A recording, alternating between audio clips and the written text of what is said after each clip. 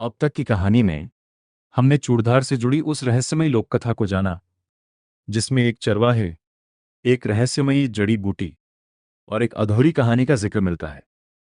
लेकिन चूड़धार की पहचान सिर्फ इस रहस्यमयी कथा से नहीं है। इस पहाड़ की असली पहचान जुड़ी है एक ऐसी आस्था से जो सिरमौर के लोगों के बीच पीढ़ियों से चली आ रही है, और उस आस्था के केंद्र में है शिरगुल महाराज। लेकिन आखिर शिरगुल महाराज कौन थे? उनका चूड़धार से क्या संबंध था? और क्यों इतने कठिन पहाड़ की चोटी पर उनका मंदिर आज भी श्रद्धा का केंद्र बना हुआ है? इन सवालों का जवाब जानने के लिए हमें कहानी को थोड़ा पीछे ले जाना होगा। सिरमौर की पहाड़ियों में कई गांव और छोटी छोटी बस्तियां पहाड़ों और जंगलों के बीच बसी हुई हैं। पुराने समय में इन इलाकों में जीवन आसान नहीं था। लोगों की जिंदगी खेती, पशुपालन, जंगल और मौसम पर निर्भर रहती थी। बारिश कम हो जाए तो परेशानी, बहुत ज्यादा बारिश हो जाए तो परेशानी, जंगल में कोई खतरा आ जाए तो पूरा गांव चिंतित हो जाता था। ऐसे समय में लोग प्रकृति को सिर्फ प्रकृति के रूप में नहीं देखते थे। पहाड़, नदियां, जंगल और प्राकृतिक शक्तियां उनकी आस्था का हिस्सा बन जाती थीं। इसी वातावरण में शिरगुल महाराज की मान्यता विकसित हुई। स्थानीय परंपरा के अनुसार शिरगुल महाराज का संबंध सबसे पहले शाया क्षेत्र से जोड़ा जाता है। बाद में उनकी आस्था चूड़धार और आसपास के क्षेत्रों तक फैलती गई। आज भी चूड़धार की ऊंची चोटी पर स्थित मंदिर उनकी उपस्थिति और आस्था का प्रतीक माना जाता है। लेकिन कहानी का सबसे दिलचस्प हिस्सा यहां से शुरू होता है, क्योंकि स्थानीय कथाओं में शिरगुल महाराज को सिर्फ एक देवता के रूप में नहीं देखा जाता।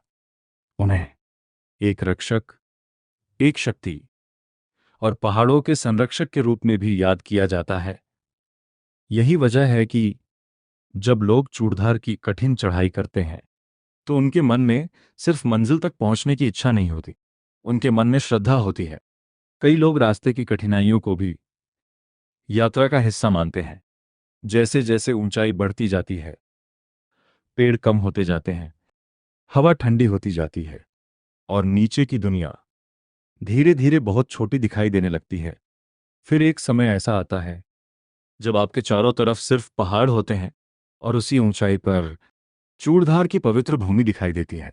लेकिन सवाल अभी भी वही है, आखिर शिरगुल महाराज की कहानी शुरू कहां से हुई? उनका जन्म, उनका जीवन और उनका इस पहाड़ी क्षेत्र से संबंध किस तरह बना? इसके बारे में अलग अलग स्थानीय कथाओं में अलग अलग बातें सुनने को मिलती हैं। इसलिए हमें इन्हें इतिहास की तरह नहीं, बल्कि स्थानीय लोक परंपरा और आस्था के रूप में समझना चाहिए। और इन लोक कथाओं में शिरगुल महाराज की कहानी धीरे धीरे एक साधारण इंसान की कहानी से एक दिव्य शक्ति की कहानी में बदलती दिखाई देती है। लेकिन उनकी असली यात्रा अभी शुरू ही हुई है, क्योंकि अगली कहानी में हम जानेंगे कि शिरगुल महाराज का नाम सिरमौर की पहाड़ियों में इतना प्रसिद्ध कैसे हुआ, और आखिर किस घटना ने उन्हें चूड़धार की आस्था से हमेशा के लिए जो दिया। कहा जाता है शिरगुल महाराज की कहानी सिर्फ एक जगह की कहानी नहीं है। सिरमौर की अलग अलग पहाड़ी बस्तियों में उनसे जुड़ी मान्यताएं अलग अलग रूपों में सुनाई जाती हैं। लेकिन इन सभी कथाओं में एक बात बार बार सामने आती है, शिरगुल महाराज को एक रक्षक के रूप में देखा जाता है। ऐसा रक्षक जिसका संबंध पहाड़ों, जंगलों और वहां रहने वाले लोगों से था। पुराने समय में जब पहाड़ी रास्ते आज की तरह आसान नहीं थे, लोग लंबी दूरी पैदल तय करते थे। जंगलों में जंगली जानवरों का डर रहता था, मौसम कभी भी बदल सकता था और कई बार किसी गांव तक पहुंचने में पूरा दिन लग जाता था। ऐसे समय में लोगों के लिए किसी रक्षक शक्ति पर विश्वास करना सिर्फ धार्मिक भावना नहीं, बल्कि जीवन का हिस्सा भी था। स्थानीय मान्यता के अनुसार शिरगुल महाराज अपने क्षेत्र की रक्षा करते थे। कहा जाता है कि जहां उनका प्रभाव माना जाता था, वहां लोग किसी बड़े काम से पहले उनका आशीर्वाद लेते थे। यात्रा हो, नया काम हो या कोई कठिन परिस्थिति, शिरगुल महाराज को याद किया जाता था। लेकिन चूड़धार उनकी आस्था का सबसे ऊंचा और रहस्यमयी केंद्र बन गया। कल्पना कीजिए, एक ऐसी चोटी की जहां पहुंचने के लिए आपको घने जंगलों से गुजरना पड़े। कभी रास्ता साफ दिखाई दे और कुछ ही मिनटों बाद घना कोहरा सब कुछ ढक ले।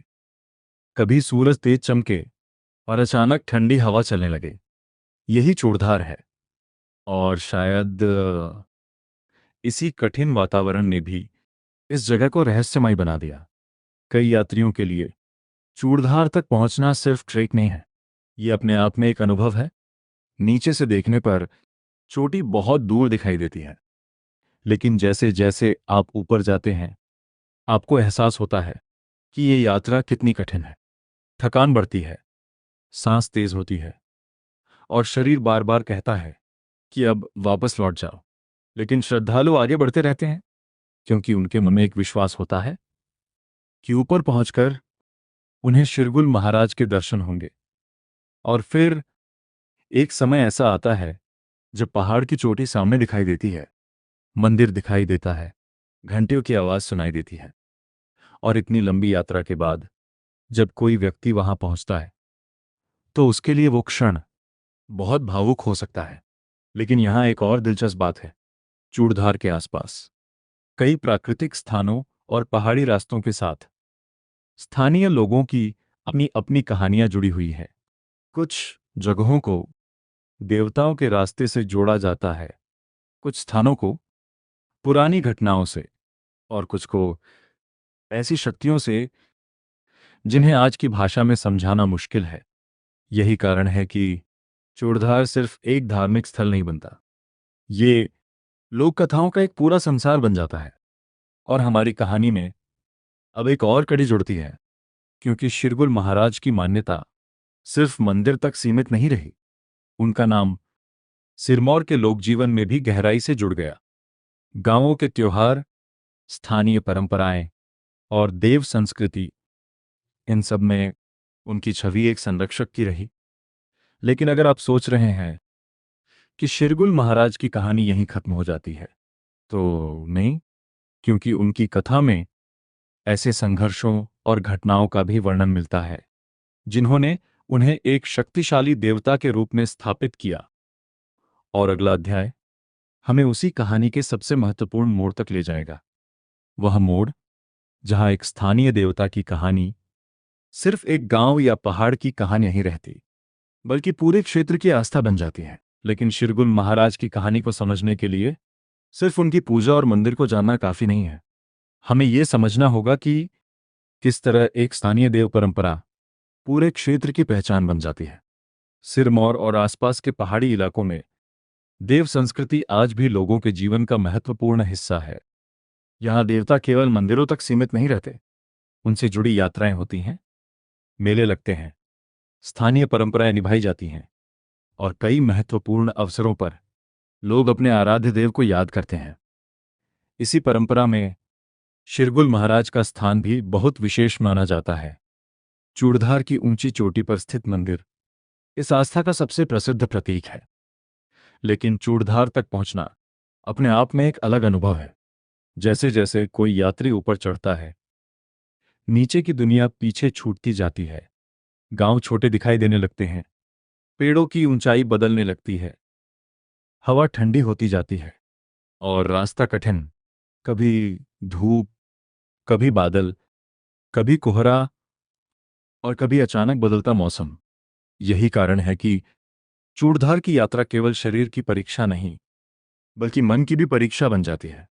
और जब आखिरकार यात्री मंदिर के पास पहुंचता है, तो लंबे सफर की थकान के बावजूद उसके अंदर एक अलग तरह की शांति महसूस हो सकती है। घंटियों की आवाज, ठंडी पहाड़ी हवा, चारों तरफ फैले ऊंचे पहाड़ और सामने शिरगुल महाराज का पवित्र स्थान। यहीं पर हमारी कहानी की दोनों धाराएं एक दूसरे के करीब आती हैं।